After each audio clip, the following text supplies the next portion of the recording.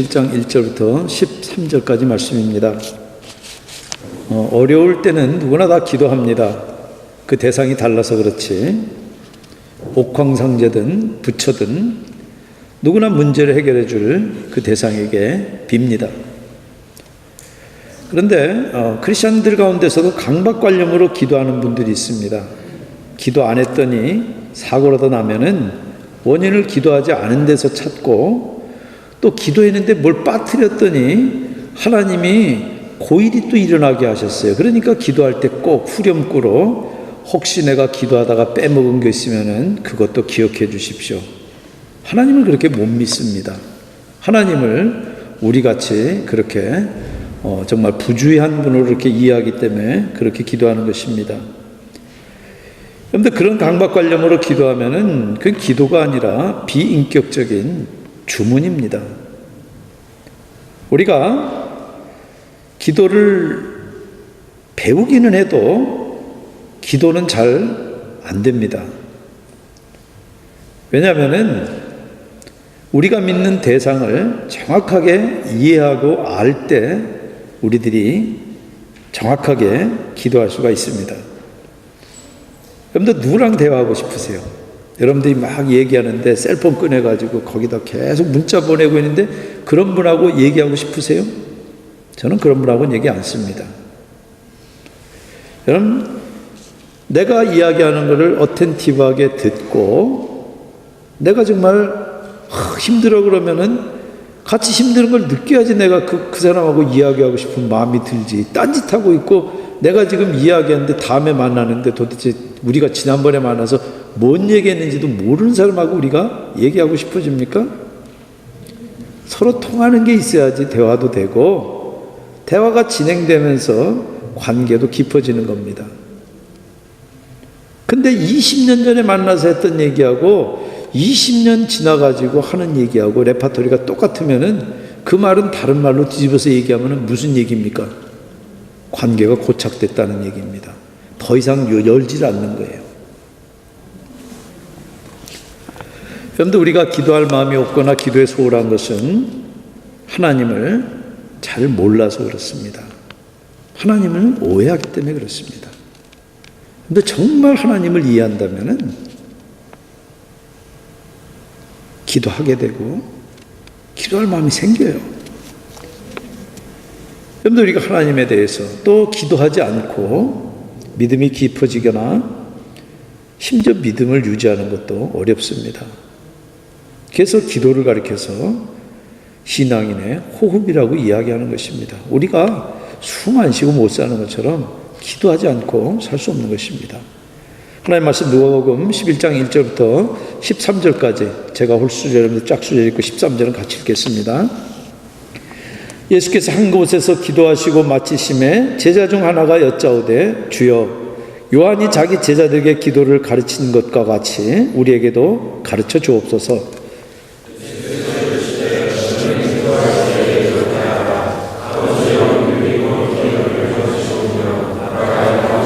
우리에게 날마다 일용할 양식을 주시옵고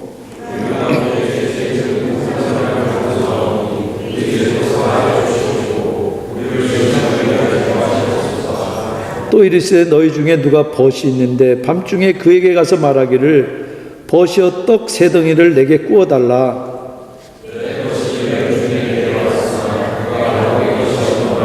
그가 안에서 대답하여 이르되 나를 괴롭게 하지 말라.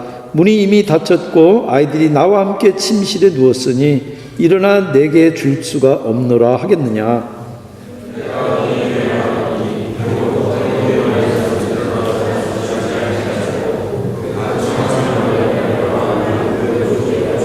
내가 또 너에게 이르노니 구하라 그러면 너에게 주실 것이요 찾으라 그러면 찾아낼 것이요 문을 두드리라 그러면 너희에게 열릴 것이니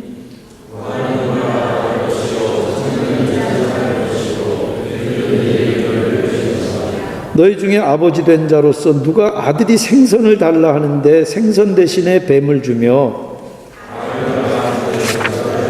13절 같이 읽겠습니다. 너희가 악할지라도 좋은 것을 자식에게 줄 알거든 하물며 너희 하늘 아버지께서 구하는 자에게 성령을 주시지 않겠느냐 하시니라. 아멘. 잠깐 기도하시겠습니다. 성령 하나님, 이 시간 주님 만나기를 원합니다. 주님, 마른 막대기만도 못한 이 도구는 주님 십자가에 가리시고 주님이 친히 감동하신, 그래서 주님을 만나는 주님의 그 심정이 전달되는 그런 시간 될 수 있도록 주님 이 시간 역사하여 주시옵소서. 예수님 이름으로 기도합니다. 아멘. 기도라는 단어가 이 누가복음에 특별히 많이 나옵니다. 명사형 동사형 합쳐가지고 신약의 복음서에 66번 나오는데 그 절반인 33번이 누가복음에 나옵니다. 그리고 누가복음의 속편인 사도행전에도 33번이 나옵니다. 그리고 이 똑같은 사건을 다른 관점에서 기록해서 우리들이 입체적으로 볼 수 있는 그 복음서들을 가리켜서 공간복음이라고 이야기합니다. 마태, 마가, 누가복음을 이야기하는데 똑같은 사건을 기록하는데 유독 누가만 기도에 대해서 마태가 기록하지 않은 것을 기록하고 있습니다. 여러분들 마태복음 6장에도 주기도문이 나오지만 누가만 1절 보시면 기도하시고 마치시며, 그것을 토대로 해서 지금 산상수훈을 주고 계시는 것을 이야기합니다. 그 말은 주님께서 기도에 대해서 가르치고 만 게 아니라 주님이 실제 본인이 직접 기도하시고, 그리고 제자들도 우리들도 이 세례요한처럼 기도를 가르쳐 주십시오. 그랬을 때 주기도문을 주시면서 오늘 이 말씀을 시리즈로 주신 겁니다. 아마 여러분들 설교 들을 때 오늘 이 말씀을 몇 번에 나눠서 들으실 텐데 문장 구조상 오늘 1절부터 13절은 한 구조입니다. 그 안에 어떤 구조가 있습니다. 제가 이따 말씀을 드릴 것입니다. 여러분들 누가는 왜 주님이 기도의 사람이라는 사실을 강조할까요? 기도는 책으로 배울 수 없기 때문에 그래요. 여러분들 그것을 사회학에서 디플로마 디지즈라고 얘기합니다. 자격증은 있는데 할 줄 모르는 것을 디플로마 디지즈라고 그래요. 현대 이 기독교인들은 기도에 대해서는 다 디플로마가 있는데 기도를 못해요. 그래서 오늘 이 기도를 강조하는 이야기는 손수 주님께서 기도하신 그 본을 받아서 우리도 기도하는 사람이 되라는 얘기예요. 그래서 누가복음의 속편인 사도행전에도 제자들은 계속해서 주님을 본받아서 주님처럼 기도의 사람인 것을 강조하기 위해서, 그래서 어쩌면 동일한 숫자의 기도라고 하는 이 단어를 누가복음과 사도행전에 배치했는지도 모릅니다. 여러분들 2절부터 4절까지가 이렇게 기도하라 그러고 오늘 지금 주기도문을 주셨어요. 그리고 나와서 비유가 따라 나옵니다. 5절부터 8절까지 한밤중에 찾아온 친구의 비유예요. 끈질기게 기도하라는 얘기예요. 친구인 걸로 인해 가지고는 안 줄지 몰라도 밤에 늦게 와서 강청하니까 그러니까라도 들어줄 거 아니냐. 끈질기게 기도하라는 얘기예요. 그리고 9절부터 11절까지 구하라 주실 것이요 찾으면 찾을 것이요 두드리면 열릴 것이다. 기도의 응답이 그렇게 확실하다 이야기하시고 그 확증으로 또 비유를 11절부터 13절까지 구하는 자에게 좋은 것을 주시는 아버지의 비유가 나옵니다. 그래서 가르침 비유 이런 포맷으로 되어 있는 겁니다. 1절부터 13절이에요. 주님을 이 기도의 사람으로 기록하고 있는 이 누가는 기도는 하나님의 뜻을 이루어가는 통로지 인간의 소원을 이루어가는 그런 수단이 아니다는 얘기를 하고 있는 겁니다. 여러분들 친구가 찾아왔는데 그 친구는 나를 만날 때마다 꼭 뭘 빌리러 와요. 그러면 친구가 찾아오면 여러분들 그 친구 얼굴이 보이겠습니까? 무슨 생각 하시겠어요? 이놈은 이번에 또 뭘 빌리러 왔지? 여러분들 기도는 수단이 아닙니다. 기도는 목적이에요. 주님은 우리들을 만나기 원하셔서 기다리고 계세요. 그래서 우리가 가는 그 자체가 주님의 기쁨이에요. 그래서 기도는 특권이지 의무가 아니에요.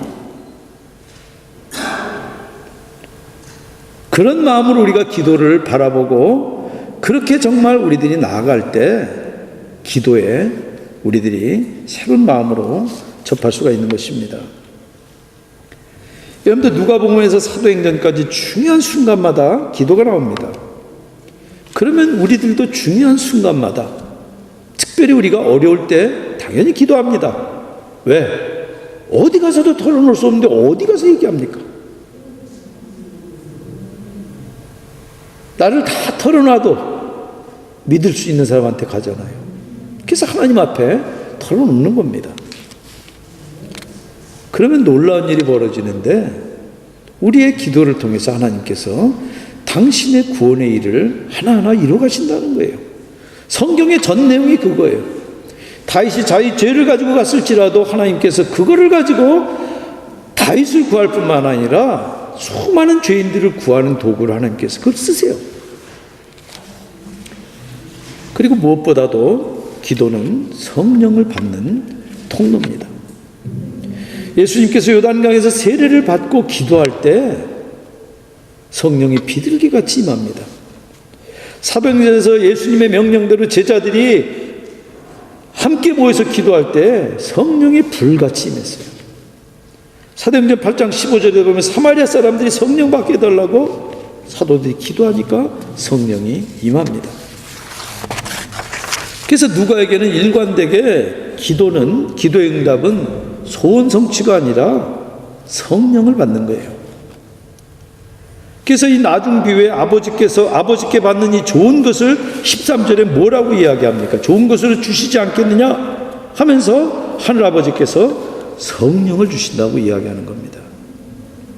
왜냐하면 하나님의 구원이 성령을 통해서 이루어지기 때문에 우리들이 기도하면은 하나님께서 성령을 주셔서 그 성령을 통해서 구원하는 일을 지금도 이루어 가시는 거예요. 여기 오늘 본문에 보시면은 제자들이 세례요한이 자기 제자들에게 기도를 가르치는 것처럼 자기들에게도 주님 버전의 기도를 가르쳐 주십시오. 그렇게 요청합니다. 당시 유대교회는 기도 예문들이 많습니다. 그래서 회당에서 그것을 가지고 찬양도 하고 그것으로 기도문으로 쓰기도 했습니다. 유명한 랍비들마다 기도문을 남겼고 사실은 시편도 150편의 기도문입니다. 성경 여러 곳에 기도가 나오는데 여러분들 유명한 기도 아시죠? 역대상 4장 10절에 나오는 야베스의 기도도 있습니다. 그리고 잠언 30장 7절부터 9절까지 아굴의 기도도 있어요.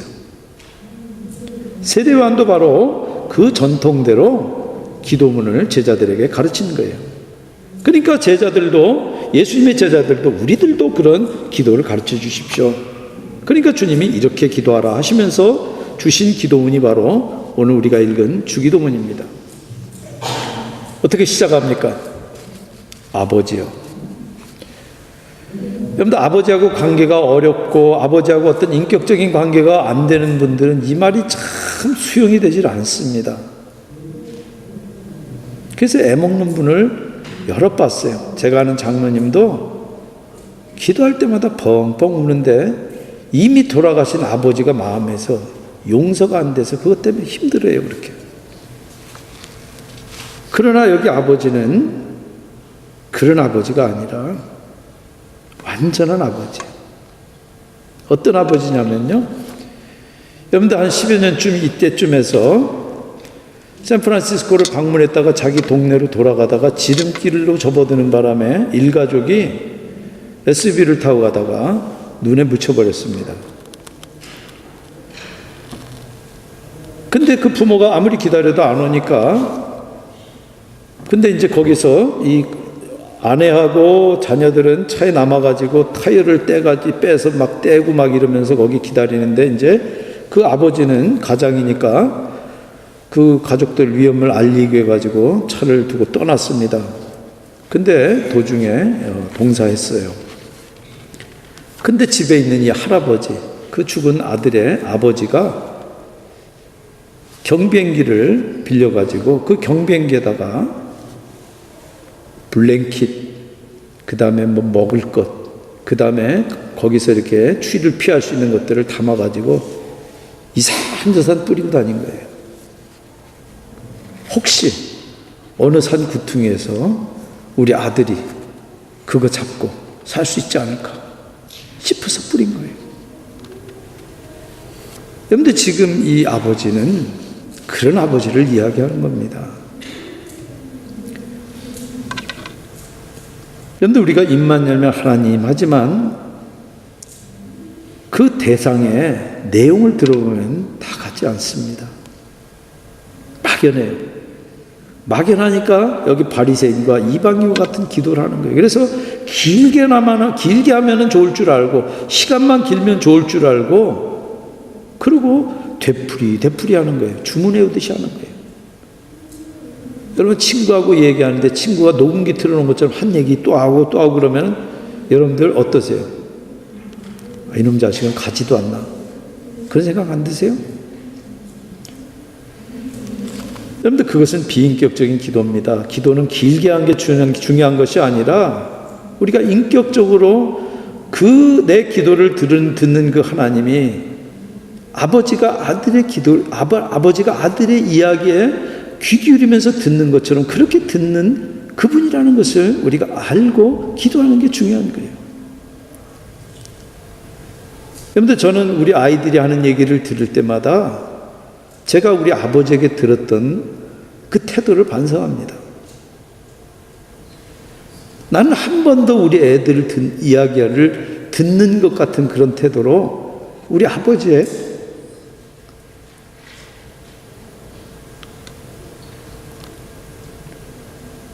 하시는 말씀을 들은 적이 없어요. 부모가 돼보고 나니까, 아버지가 돼보고 나니까 조금 알겠어요. 그래서 예수님이 기도 시작할 때 아버지요.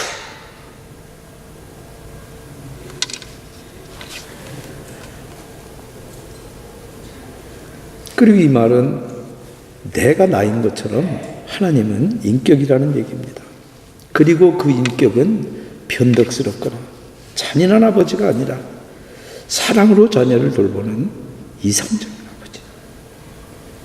기준 없이 흔들리는 마법의 램프 속에 들어있는 지니 같은 아버지가 아니라 분명한 기준과 분명한 가치관을 가지고 가는 방향을 알고 인도하는 그런 아버지. 우리가 그런 하나님을 인격적으로 알 때 기도할 마음이 생기는 거예요. 만나고 싶은 거예요. 그래서 여기 아버지라는 얘기는 가장 가깝고 가장 믿고 신뢰하는 분이다. 그런 뜻입니다. 그런데 우리는 세상 살 때 돈이 최고고 힘이, 권력이 최고인 줄로 알고 삽니다. 그러면 기도할 게 아니라 죽으라고 돈 벌어야 돼요. 그리고 정치해야 됩니다. 그런데 주님은 우리들을 하나님만이 우리가 신뢰할 뿐이라고 고백하게 하시는 거예요. 그리고 그 하나님은 무덤덤하게 대충 듣는 것이 아니라 귀를 종긋해서 새겨서 그렇게 듣는 아버지라는 겁니다. 그리고 아무리 서툴고 부족해서 내가 잘못 구한다 할지라도 너 이렇게 구했지 그러니까 내가 이렇게 해줬어? 그게 아니라 우리가 설령 잘못 구하는 안이 있다 할지라도 우리들의 최선을 아시고 그것을 최선으로 갚으시는. 그래서 아버지라고 하는 이 단어는 비유적인 단어예요.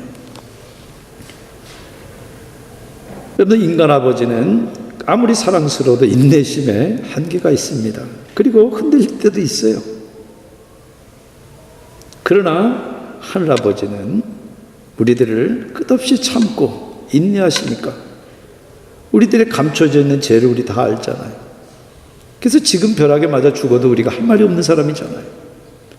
그런데도 지금도 인내하시고 그 음성을 전해 듣게 하시는 이유는 지금도 우리를 그렇게 사랑하시면서 구석구석 블랭킷과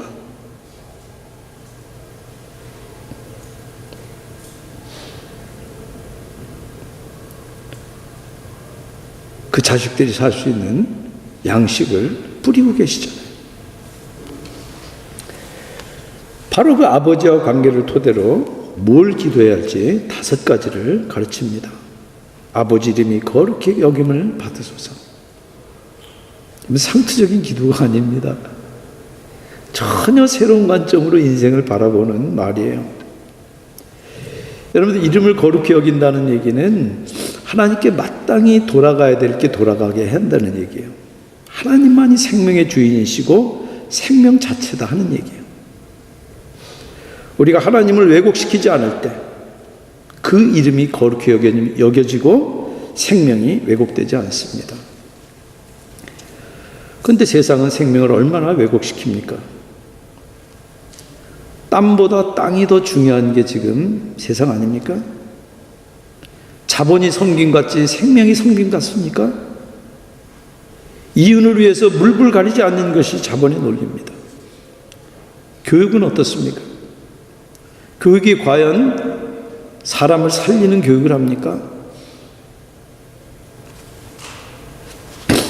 드라마 스카이캐슬이 한국 교육과 사회 병리 현상들을 날카롭게 파헤치다가 마지막 편이 교장 선생님 훈화로 끝나가지고 청와대 청원까지 들어갔다고 그럽니다. 많은 사람들이 공감하는 이유는 교육 앞에서는 믿음도 신념도 힘이 없다는 얘기예요. 거기 다 공감하기 때문에 그래요. 그러니까 이 기철만 되면은 무속신앙이든 불교인이든 교회 다니든 부모는 다 하나가 됩니다. 그래서 치성드리고 불공드리고 기도회 열어요. 용어는 다르고 비는 시는 달라도 내용은 동일해요. 한국만 그런 게 아닙니다.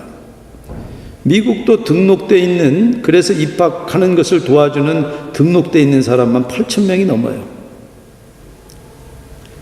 여러분들, 교육을 승분 상승의 사다리로 여기지, 정말 우리 자녀들이 함께 모두 다 하나님께 받은 그 달란트대로 서로 살리며 함께 잘 사는 일은 다 뒷전이에요.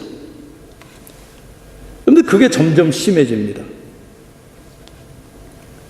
대를 이어서 부를 세습하고 교육을 불평등한 자본을 확대 재생산하는 그런 수단으로 쓰는 일은 결코 하나님의 이름으로 거룩히 여기는 태도가 될 수 없습니다. 크리스찬이 그럴 수 없습니다.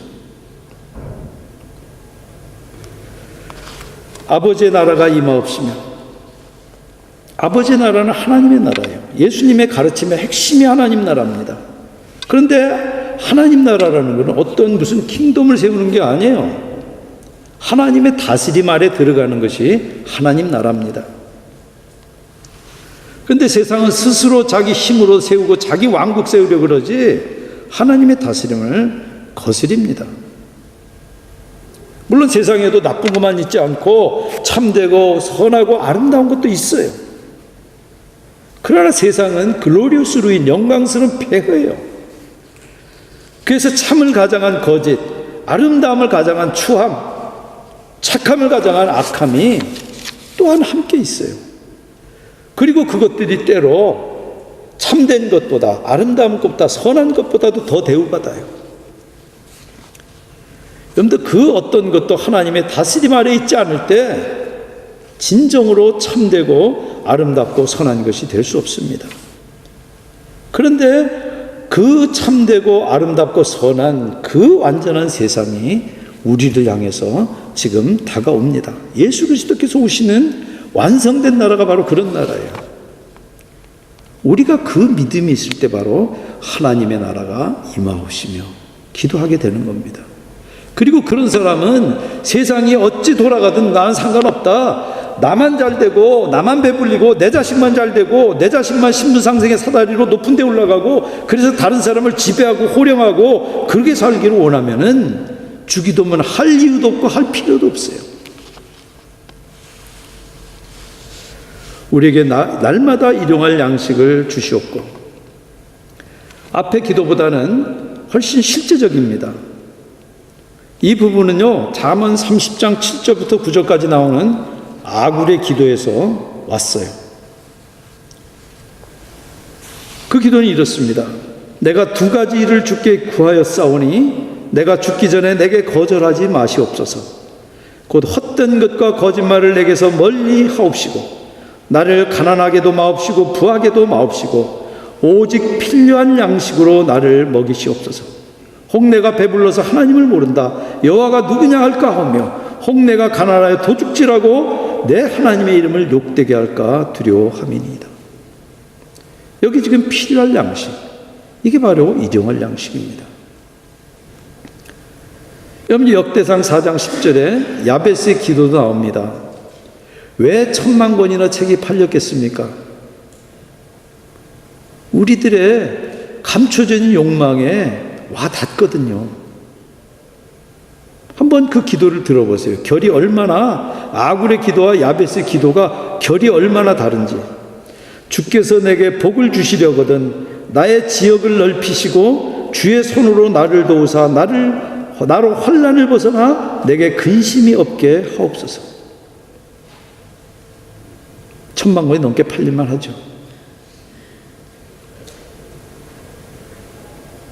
여러분들, 물론 믿는 사람도 일용할 양식이 필요합니다. 그런데 일용할 양식이지 대대로 먹을 양식이 아니에요. 여러분들, 내가 일용할 양식이 필요하면은 남도 일용할 양식이 필요하다는 걸 알아야 됩니다. 그런데 만약 세상이 일용할 양식으로 족할 줄 안다면은 굶는 사람은 없습니다. 인과학자들이 일관되게 하는 이야기예요. 미국 사람들이 너무 많이 먹고 그래가지고 그 너무 많이 먹은 거 빼려고 쓰는 돈을 굶어 죽는 데다가 투자하면은 그 사람들 굶지 않고 여기 살 빼려고 애쓸 필요도 없어요. 여러분들, 레위기 19장 9절 10절에 너희가 너희의 땅에서 곡식을 거둘 때 너는 밭 모퉁이까지 다 거두지 말고 내 떨어진 이삭도 줍지 말며 내 포도원의 열매를 다 따지 말며 내 포도원에 떨어진 열매도 줍지 말고 가난한 사람과 거류민을 위하여 버려두라. 여러분들, 일용할 양식에 족한 줄 알면은 헐벗은 이웃이 눈에 들어오고 헐벗은 이웃이 눈에 들어오면은 그 헐벗음을 배려할 줄도 알아요. 여러분들, 우리가 성찬식도 가장 소박한 먹거리인 빵과 포도주를 가지고 합니다.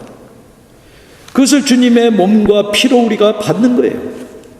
그래서 우리는 영적 양식을 삼잖아요. 어떻게 받습니까? 그 작은 한 덩어리를 떼어서 받는 거예요. 그 작은 한 잔을 나누어 부어서 받는 거예요.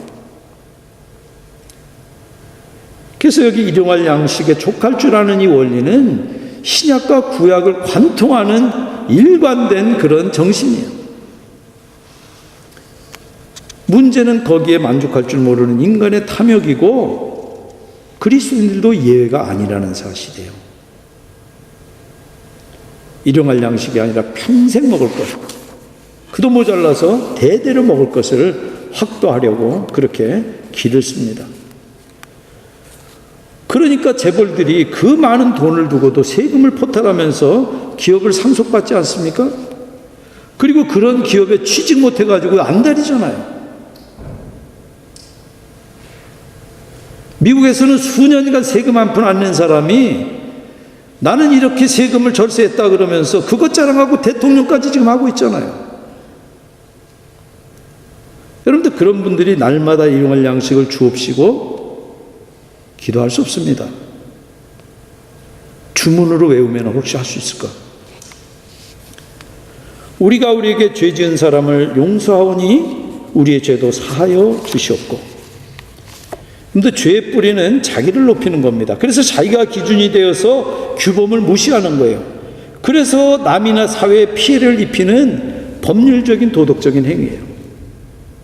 근데 성경의 죄는 빛이라는 뜻도 있습니다. 그래서 이 말을 바꾸면은 내가 빛을 탕감해 준 것처럼 나도 내가 빛을 탕감한 것처럼 하나님 내 빛도, 내 죄의 빛도 탕감해 주십시오 하는 기도입니다. 그래서 이 말이 우리가 하나님 앞에 죄를 이야기하기도 하지만은 경제윤리하고도 깊은 관련이 있는 표현입니다. 채무자는 가난합니다. 당장 돈이 필요하니까 자기가 덮고 자야 되는 이 외투까지 벗어서 맡깁니다. 그러다가 그것도 안 되면 나중에는 자기 몸을 종으로 팔아요. 그런데 구약시대에는 레위기에 보시면은 안식년이 7년마다 돌아오고 그게 7번째 돌아오는, 그래서 50년째가 되는 것을 신년이라고 이야기합니다. 주불리해가 되면은 그 종들도 다 자유하게 풀어줘야 되고, 땅을 내가 다른 사람에게 나한테 판 것도 다 원주인에게 돌려주게 했어요. 저는 한국 교회 지도자들이 도대체 성경을 어떻게 읽었길래 그런 경제정의를 이야기하는 사람들을 빨갱이라고 이야기하는지 저는 도무지 이해할 수가 없어요. 그 사람 논리라면 예수님 빨갱이에요.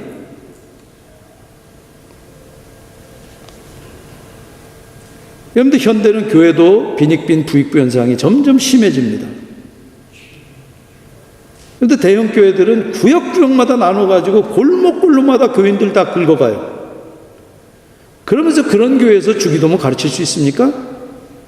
주무님은 몰라도. 우리를 시험에 들게 하지 마옵시고. 근데 시험 안 되는 사람 없잖아요. 저도 가끔 시험 듭니다. 주님도 시험 받으셨어요.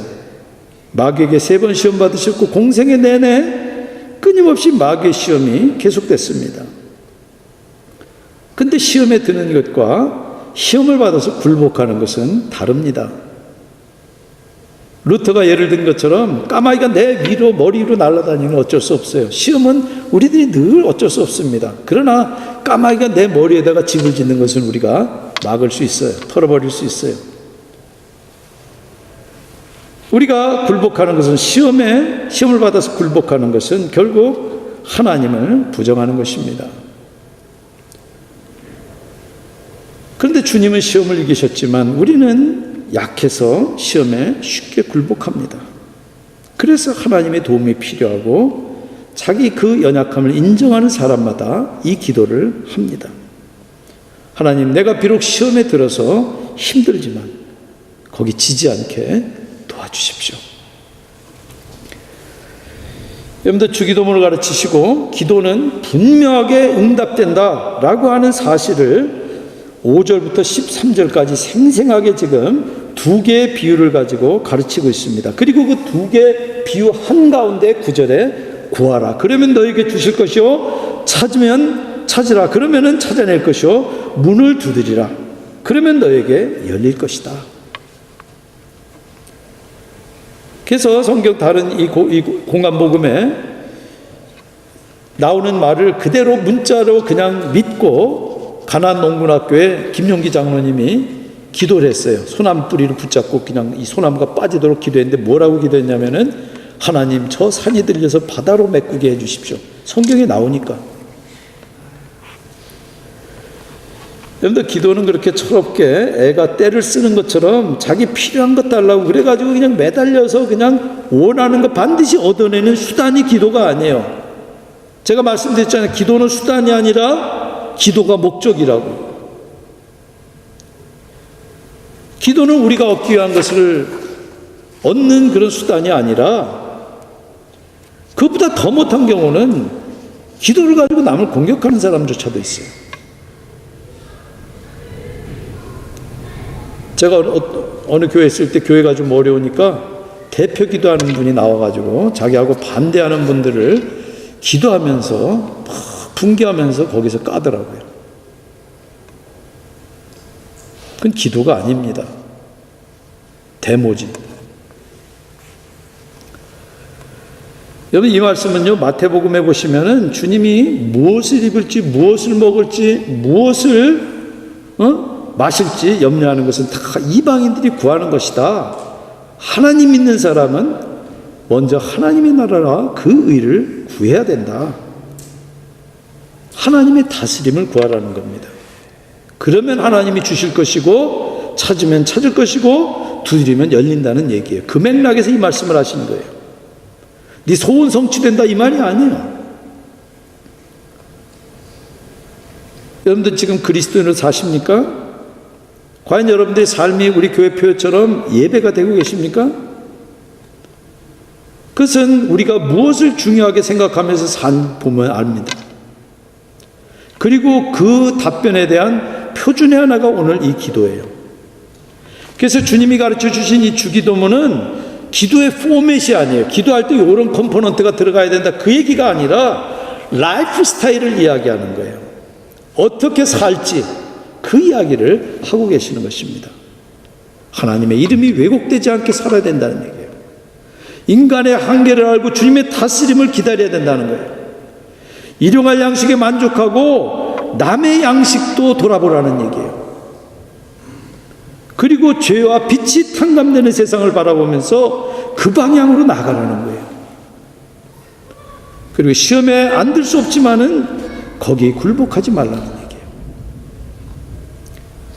그런데 이렇게 기도하고 이런 라이프 스타일로 살면은 반드시 응답받습니다.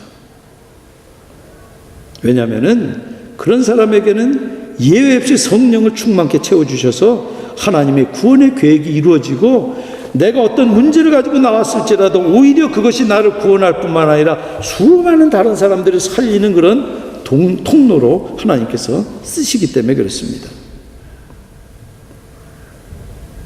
그래서 단지 내 소원풀이 하는 것이 아니라 하나님의 구원 계획의 일부가 돼서 수많은 사람을 살리는 왕같은 제사장으로 쓰임받는 그런 길이 기도를 통해서 열리게 되는 것입니다.